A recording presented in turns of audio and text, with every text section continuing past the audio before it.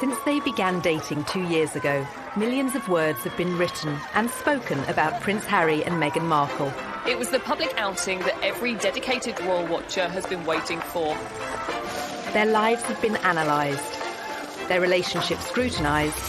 But while journalists and commentators continue to have their say, two people know the story better than anyone: Harry and Meghan themselves. Ladies and gentlemen, Meghan Markle. In this programme, their speeches. It just wasn't right, and something needed to be done. Their interviews. So I'd love to have kids right now, but yeah, there's a process that one has to go through. And home movies. This is the aftermath of the audition. Meghan isn't, your typical type of royal bride. And I am burning up. She had put so much of herself out there. This is what I do at duck throw. All brought together for the first time. At the end of the day, I'm a human being. I'm just a normal person like you guys are. Their lives are an open book. And that means we've painted a very quick picture of them together. This is the story of Harry and Meghan, in their own words. Thank you so much.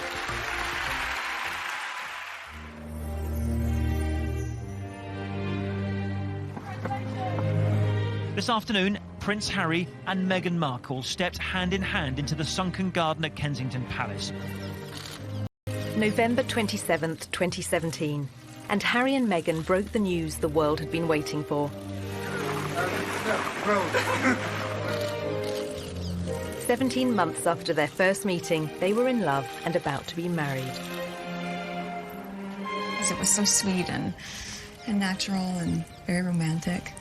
He got on one knee. As a matter of fact, I could barely let you finish proposing. I was like, can I say yes now? She didn't even let me finish. I said, can I say yes, can I say yes now? And then there was hugs and the ring in my finger. And I was like, can I give you the ring? She goes, oh, yes, the ring. Although this was the first time they'd spoken as a couple, both had long experience of talking about themselves. Raised worlds apart, they'd chronicled their experiences from childhood.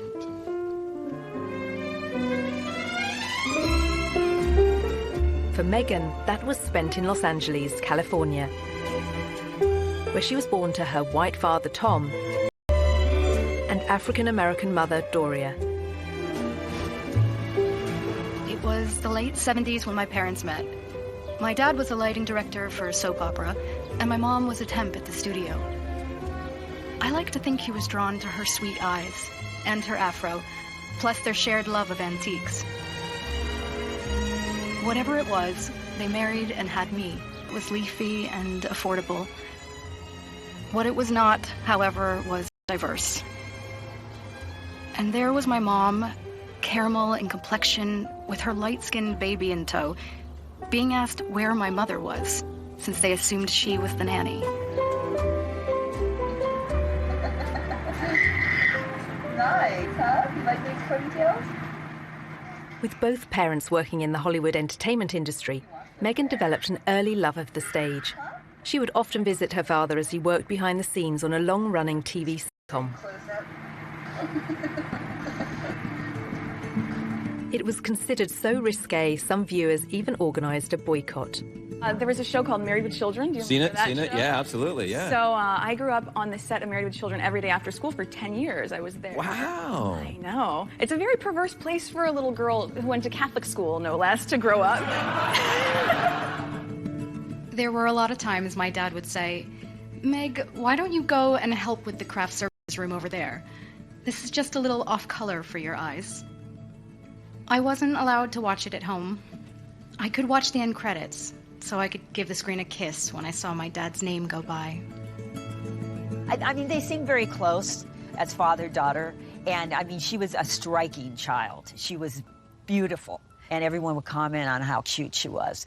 But beyond that, and more important than that, was the fact she was just a very nice little girl. Very respectful, and just really a sweet kid to be around. Meghan's parents divorced when she was still at primary school. She and her mother Doria lived in a relatively comfortable neighbourhood. But LA at that time was riven by racial tensions, and in April 1992, they boiled over. The acquittal of 4 white policemen filmed beating a black motorist sparked nearly a week week of ferocious rioting. The city pretty much burned in South Los Angeles. The skies were black, ashes everywhere. We didn't know how far they were going to reach, or we didn't think they were going to stop. It was kind of just like being in another world. The violence claimed 63 lives. 2,000 people were injured and 12,000 arrested. As it spread north towards Meghan's school, the 10-year-old and her mother had to run for shelter. They had let us go home during the riots, and there was ash everywhere. Oh my God, Mommy, it's snows.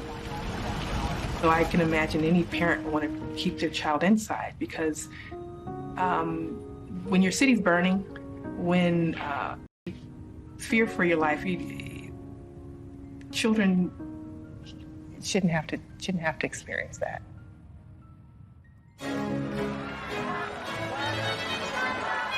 As Meghan was being raised in LA, Harry was growing up in London and in public.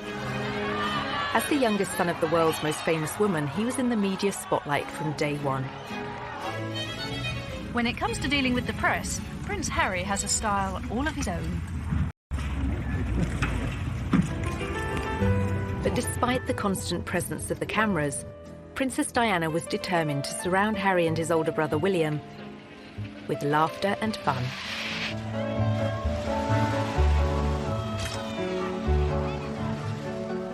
Our mother was a total kid through and through. When everybody says to me, so she was fun, give us an example, all I can hear is her laugh in my head. And that sort of crazy laugh of where there was just pure happiness shown on her face.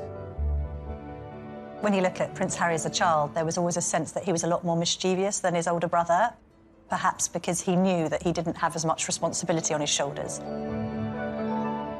One of her mottos to me was, you can be as naughty as you want, just don't get caught. She was one of the naughtiest parents. She would come and watch us play football and smuggle sweets into our socks. And I mean, literally walking back from a football match and having sort of 5 packets of Starburst, and just the whole shirt was just bulging with sweets. I think that very much appealed to Prince Harry's character and sense of humour, this idea that he could be a bit of a royal rebel like his mum and still get away with it.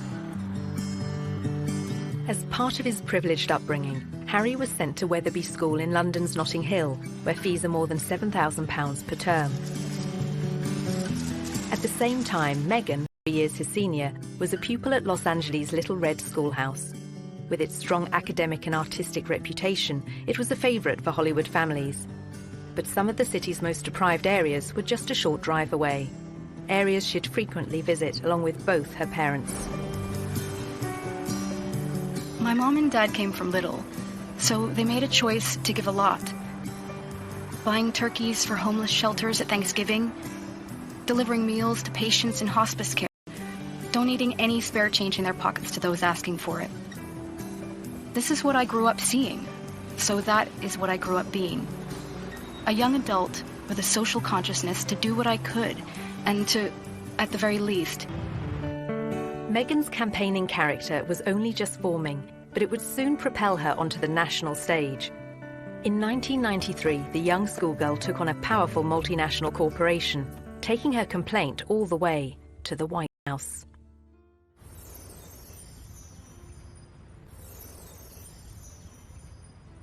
Ladies and gentlemen, please welcome Meghan Markle. As a successful actress, Meghan has used her profile to champion a range of different causes. Well, good evening. That doesn't feel like enough. But her campaigning efforts began long before she found fame. The fact that Meghan is interested in these causes, that's not new. It's not that she's taken up after a life of celebrity, that she's suddenly found out that she needs to help people. It really started from the very beginning when she was just a little girl. There's a story about how she was very proactive in protesting about an advertisement that she felt was very denigrating to women. The gloves are coming off. Women are fighting greasy pots and pans with Ivory Clear. The tagline said, "Women all over America are fighting greasy pots and pans. 2 boys from my class said, "Yeah, that's where women belong, in the kitchen." I remember feeling shocked and angry and also just feeling so hurt. It just wasn't right, and something needed to be done. My name is Meghan Markle. I'm 12 years old. Last week at my school, we decided to watch the news for social studies. While through the channels, we saw a commercial for the new Ivory Clear dishwashing liquid. In the commercial, they said women are battling grease, meaning only women do dishes. When I heard this, the boys... Meghan wrote to Procter & Gamble, the company behind the ad, to America's then First Lady Hillary Clinton, and to the US TV program Nick News, which sent a reporter to interview her. I don't think it's right for kids to grow up thinking these things, that just mom does everything. So I was wondering if you would be able to change your commercial to people all over America. Thank you, Meghan Markle. Incredibly, the 12-year-old's lobbying campaign worked. And it was roughly a month later when the soap manufacturer, Procter & Gamble, changed the commercial. The gloves are coming off. People are fighting greasy pots and pans with Ivory Clear. She had a sense that she could affect change, even though she was just one small person. She had a voice. If you see something that you don't like or the right people, and you can really make a difference for not just yourself, but lots of other people. Makes me feel... Meghan's time in the spotlight lasted for just a few days in 1993. But by then, Harry was used to relentless media attention. Soon it would become uncomfortable, both for him and his elder brother William. The reason? Their mother's very public and very bitter split from Prince Charles. It must be pretty tough when one day your father says it's all over. And you've got to split your time between here or with your mother. When he was the youngest, he must have seen the arguments and the rows together they'd had, and it had an effect on him. Charles and Diana officially divorced in 1996. In August 1997, she went on holiday with her new boyfriend, Dodi Fayed. Pursued by the paparazzi through the streets of Paris, their chauffeur-driven car crashed in a city centre tunnel. 3 people were killed, including Diana.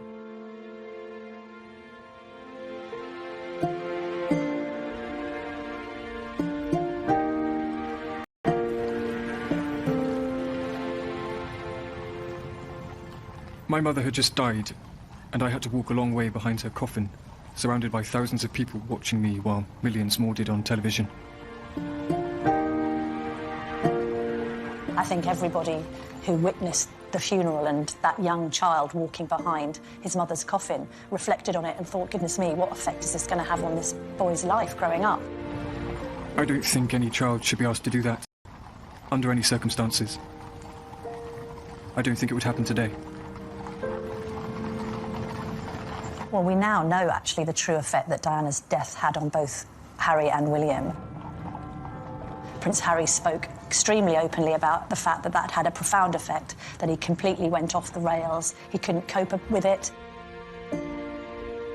I can safely say that losing my mum at the age of 12, and therefore shutting down all of my emotions for the last 20 years, has had a quite serious effect on not only my personal life, but also my work as well. My way of dealing with it was, sticking my head in the sand, refusing to ever think about my mum, because why would that help? It's only going to make you sad, it's not going to bring her back. So from an emotional side, I was like, right, don't ever let your emotions be part of anything. Obviously, you know, he speaks from the heart. I mean, Diana was a super mother, and to lose that person just such a young age must have been terrible for him, and he said that. How much he misses her, how much he thinks of her every day. Probably been very close to a complete breakdown on numerous occasions, when all sorts of grief and sort of lies and misconceptions and everything's coming at you from every angle. Diana's funeral was watched by an estimated 2.5 billion people around the world. Among them, 16-year-old Meghan Markle. By then, she was a student at the all-girl Immaculate Heart High School in Los Angeles. Here, just 2 miles from Hollywood, her acting ambitions were taking shape. Long before I taught Meghan, I saw her in the school plays. And she was one of those girls, when she was on stage, you were drawn to watch her because she just had this charisma and this charm, and she was really good. We have a musical and a play every year. And she was certainly one of the many shining lights that we have here at Immaculate Heart. Meghan's stage talents led her to enroll on a university course in theatre. Before joining, she auditioned for roles in music videos. This is after the aftermath of this this audition. This is the aftermath of the audition, and it went pretty well. We just had to dance crazily, and so I did, and it was tiring. Just all danced like wild women, and I was shaking my hair around, and so that's that, and I am burning up. The Los Angeles of 1998 had recovered from the riots of 7 years earlier. But racial prejudice remained close to the surface, as Meghan was soon to witness firsthand. I was home in LA on a college break when my mom was called the N-word. We were leaving a concert, and she wasn't pulling out of a parking space quickly enough for another driver. My skin rushed with heat as I looked to my mom, her eyes welling with hateful tears.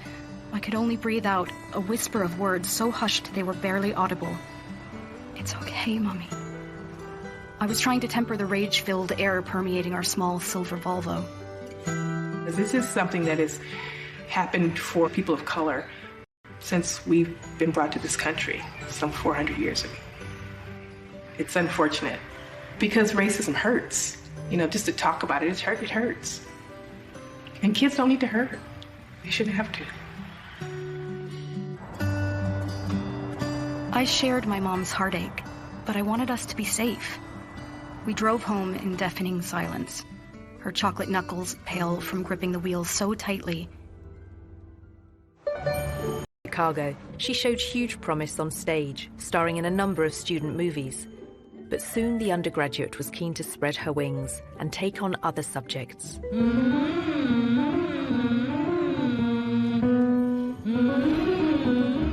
I had always been the theater nerd at Northwestern University. I knew I wanted to do acting, but I hated the idea of being this cliché, a girl from LA who decides to be an actress. I wanted more than that, and I always loved politics, so I ended up changing my major completely and double majoring in theater and international relations. As part of her degree, Meghan won an internship at the US Embassy in Argentina. In 2002, the country was in financial crisis. Meghan was sent to greet a top White House official, whose car was then surrounded by placard-waving demonstrators. It was their economic devaluation, and our Secretary of the Treasury at the time was there. So I'm 20 years old, in Buenos Aires, in a motorcade, doing that whole thing.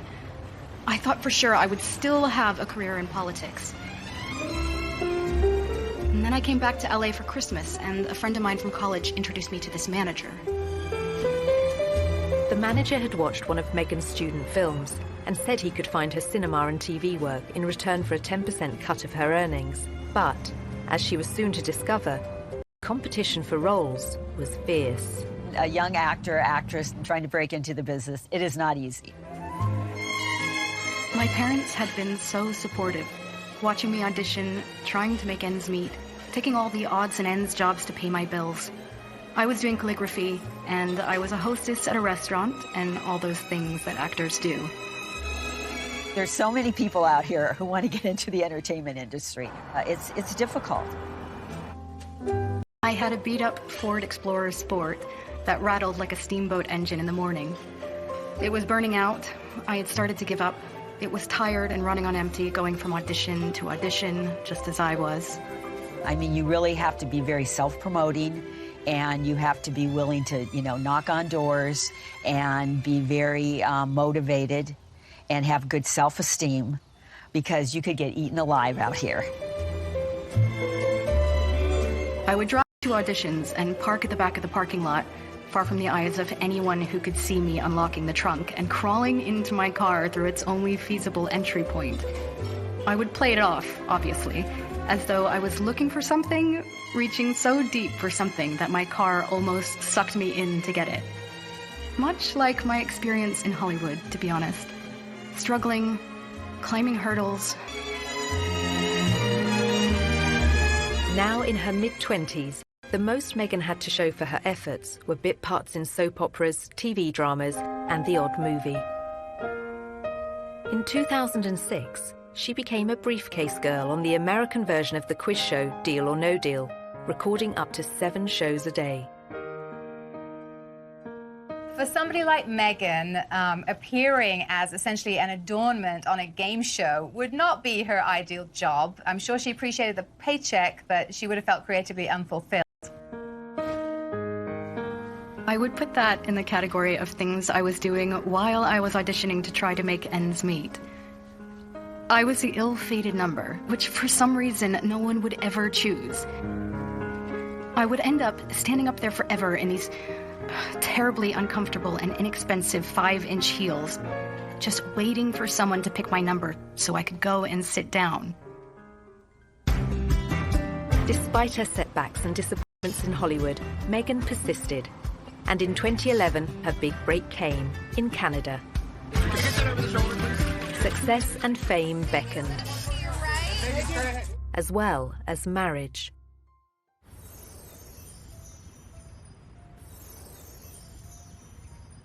By her late 20s, Meghan Markle was still struggling to make it in Hollywood. Along with the hurdles facing all young actresses, she had a further challenge: her mixed-race heritage. It took quite a few years for Meghan really to be comfortable with her identity. Hollywood didn't help with that, and it must have been very hurtful and very frustrating for her at times. I'm biracial. Most people can't tell what I'm mixed with, and so much of my life has felt like being a fly on the wall. And so some of the slurs that I've heard, or the really offensive jokes, or the names, it's just hit me in a really strong way. Being ethnically ambiguous, as I was pegged in the industry, meant I could audition for virtually any role. I wasn't black enough for the black roles, and I wasn't white enough for the white ones, leaving me somewhere in the middle as the ethnic chameleon who couldn't book a job. But the breakthrough was getting closer. At one audition, a casting director advised Meghan to adopt a more natural look. She stopped me in mid-scene and said so simply, "You need to know that you're enough." She saw all that self-doubt beaming through the self-tanner and excessive blush. You need to know that you're enough. Less makeup, more Meghan. And that moment for me was a... As Meghan edged closer to fame, Harry was doing his best to escape the media spotlight. After finishing his studies at Eton, he took a gap year, then enrolled at the Sandhurst Royal Military Academy, passing out in 2006.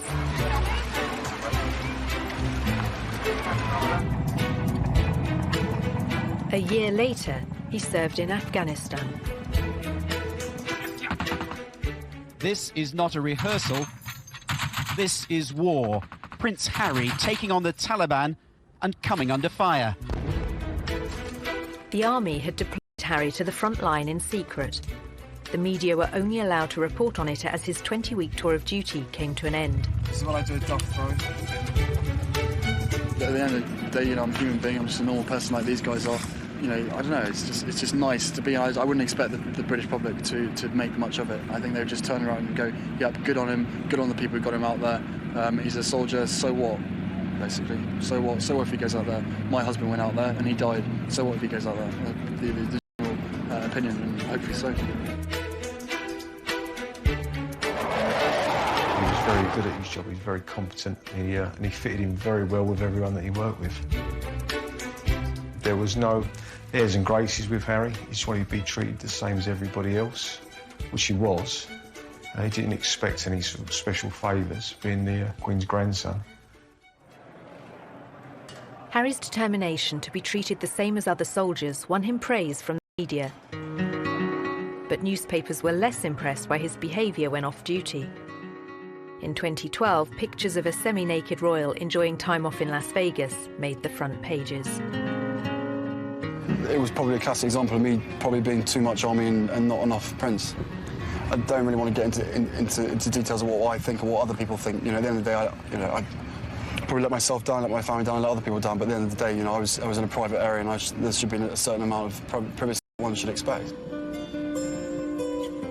Several months after the photos were published, Harry was on his second tour of duty in Afghanistan, this time as a captain and helicopter pilot. Approaching 30, he was making plans for a life post-army and fielding questions about his personal plans for the future. I don't think you can ever be urged to settle down. If you find the right person and everything feels right, then it takes time, especially for myself and my brother. You ain't ever going to find someone who's going to jump into the position that it would hold. Simple as that. By then, Meghan had found a long-term partner, American film and TV producer Trevor Engelson. They dated for 7 years, marrying in 2011. Suits, set in New York, but about to be filmed in Toronto. It was the 5th pilot I would have filmed. I remember hoping this one would see the light of day. Never would I have imagined that this show would not just change my career, but also change my life. Meghan won the part of Rachel Zane, an ambitious young paralegal. After years of slog, it was her breakthrough role. The show proved to be a success. The USA cable network ordered a second series, and Meghan moved full-time to Canada to be near the studio. So Meghan chose not to live in, like, the poshest area of Toronto. She chose Seton Village, which is more laid back, tree-lined, and people keep to themselves. And that's exactly what Meghan did. So much so that her neighbours didn't even know who she was. But that was soon to change as her TV series became an international hit.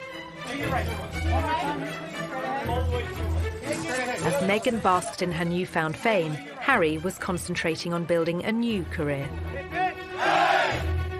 After the negative headlines surrounding his off-duty life, Harry became patron of the Invictus Games for injured servicemen and women, and he began supporting a range of causes that were close to his mother's heart.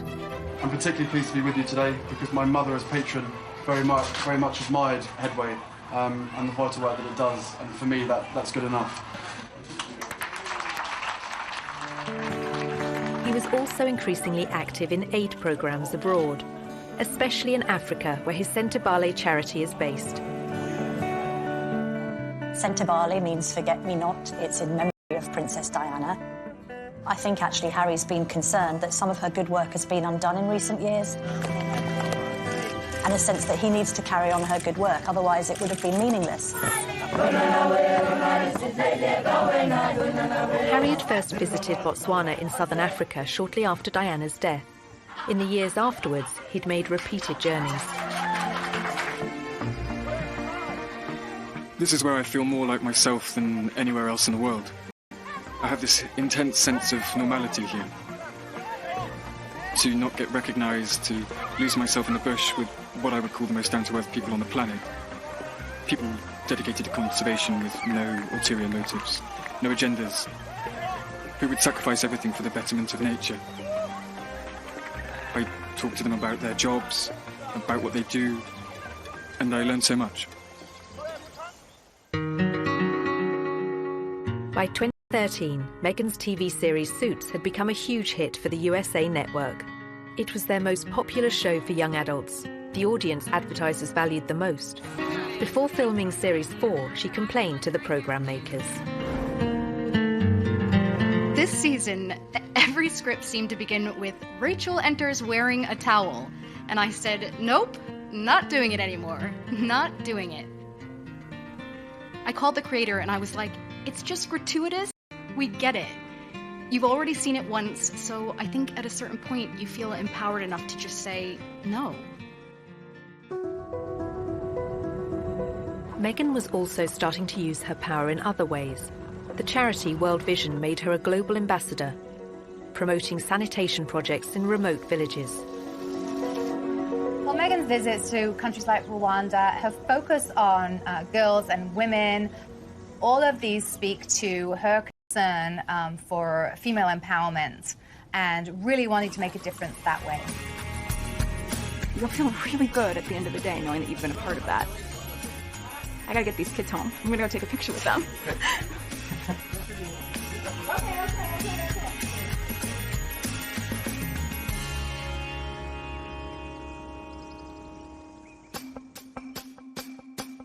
Meghan's fame had coincided with sadness in her personal life. In 2013, she and Trevor Engelson divorced after 9 years together and 2 years of marriage. Although neither has ever spoken publicly about the split, commentators attributed it to the distance between them. While Meghan concentrated on her TV work in Toronto, he remained in LA. At 31, Harry was also unattached, despite a series of girlfriends and a reputation as one of the world's most eligible bachelors. I said to Prince Harry, when are you going to get married? And he said, when are you going to get married? He's always had a string of pretty serious relationships with pretty serious women. He chose, for the longest period, Chelsea Davy, a very bright girl from Zimbabwe. I don't think that worked simply because, although she loved him, she didn't love the status of monarchy and the baggage that he came with him. And then de Bonus, again, another very bright spark, lovely girl. Again, loving Harry and being with Harry, but not the circus that comes around him. In 2015, a year after that latest split, Harry went on a tour of New Zealand and revealed his strong desire to start a family. Of course, I'd love to have kids right now, but there's a process that one has to go through. And, tours like this is great fun. Hopefully I'm doing all right by myself. It would be great to have someone else to me to share the pressure. But, time will come. Whatever happens, happens. When he first met Meghan in London in July 2016, they discovered much in common. Both their parents had divorced when they were young. They were famous, wealthy, and had a shared interest in the developing world. It was one of the first things we started talking about when we met, was just the different things that we wanted to do in the world and how passionate we were about seeing change. I think that was, that's what got day 2. Soon after that second date, their first holiday, Harry invited Meghan to the country he'd first visited in the aftermath of his mother's death 19 years earlier. I think about 3, maybe 4 weeks later, that I managed to persuade her to come and join me in Botswana, and we camped out with each other under the stars. She came and joined me for 5 days out there, which was absolutely fantastic. So then we were really by ourselves, which was crucial to me, to make sure that we had a chance to get to know each other. The couple kept their relationship secret throughout the summer of 2016. But then, at the end of October, the first headline appeared. You have a story like that and it breaks, and the rest of Fleet Street is then playing catch-up. And it was then after the story broke that you found people descending on Meghan's house, chasing after anyone that ever knew her, chasing after family members. I think both of us were totally surprised by the reaction after the first 5-6 months of what we had to ourselves of what actually happened from then. So I think you can have as many conversations as you want and try and prepare as much as possible, but we were totally unprepared for what happened after that. Some reports concentrated on Meghan's family neighbourhoods in LA. Others focused on the breakup of her parents' marriage and her relationships with her half-sister and half-brother. There's a misconception that because I have worked in the entertainment industry that this would be something I would be familiar with. That I've never been part of tabloid culture. I've never been in pop culture to that degree. And I think we were just hit so hard at the beginning with a lot of mistruths that I made the choice to not read anything. But some of the coverage and comments incensed Harry. Breaking news from Kensington Palace this morning. Prince Harry After 8 days of headlines, he came out fighting. I think that's one of the strongest statements I've ever heard come out of a palace.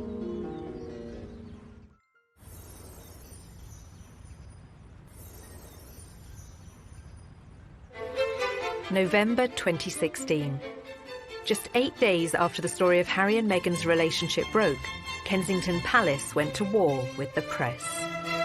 Prince Harry is worried about Miss Markle's safety and is deeply disappointed that he has not been able to protect her.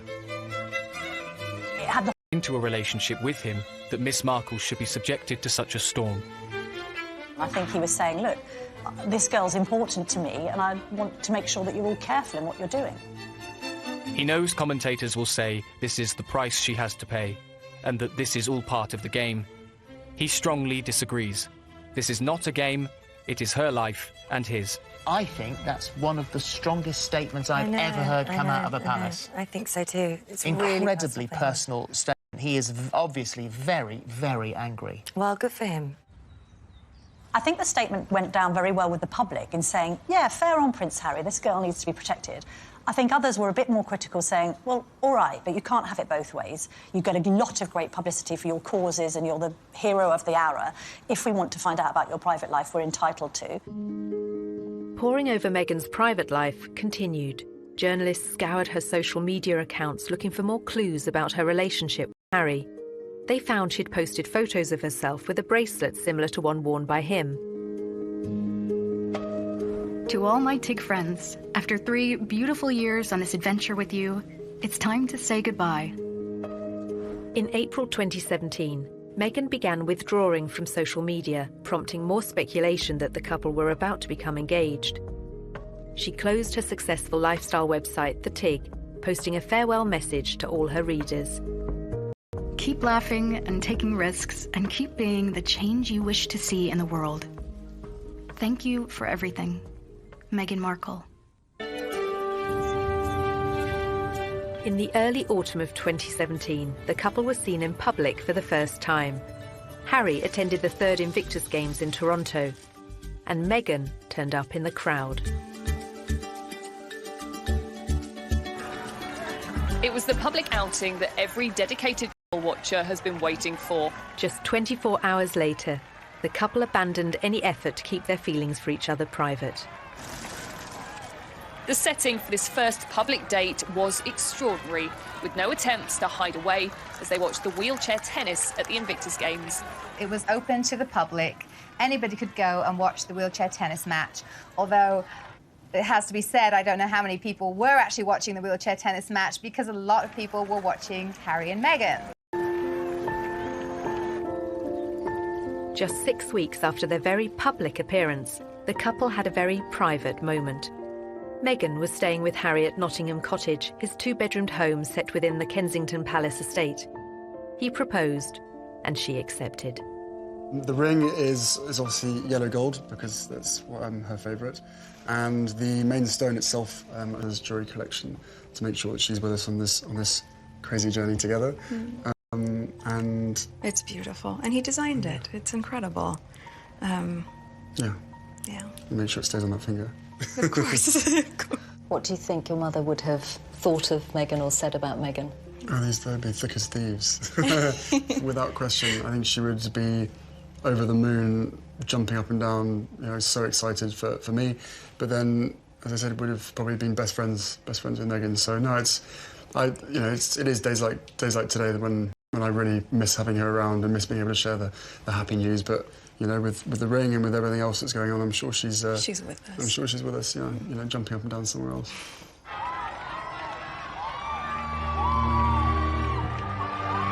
Since the announcement, Meghan has become the fresh face of royalty, connecting with a new generation, just as Harry's mother once did. I know that I'm in love with this girl, and I hope that she's in love with me, but we still had to sit down on the sofa, and I still had to have some pretty, frank conversations with her to say, look, what you're letting yourself in for, it's a big deal. It's not easy for anybody, but I know that, at the end of the day, she chooses me, and I choose her. And therefore, whatever we have to tackle together or individually will always be us together as a team.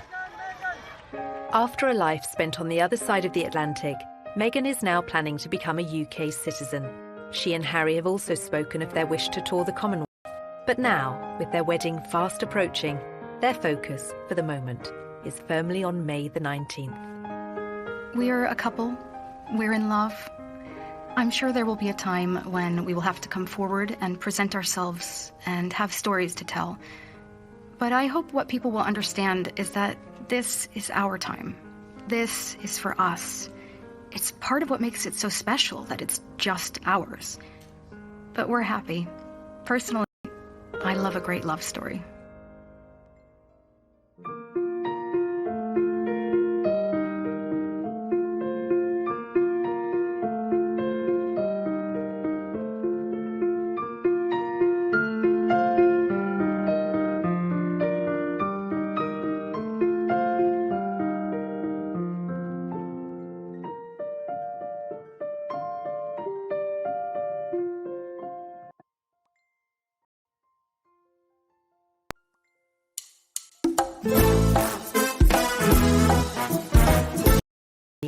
And Harry and Meghan broke the news the world had been waiting for. 17 months after their first meeting, they were in love and about to be married. It was so sweet and natural and very romantic. He got on one knee. As a matter of fact, I could barely let you finish proposing. I was like, can I say yes now? She didn't even let me finish. She said, can I say yes, can I say yes now? And then there was hugs and the ring in my finger, and I was like, can I give you the ring? She goes, oh yes, the ring. Although this was the first time they'd spoken as a couple, both had long experience of talking about themselves. Raised worlds apart, they'd chronicled their experiences from childhood.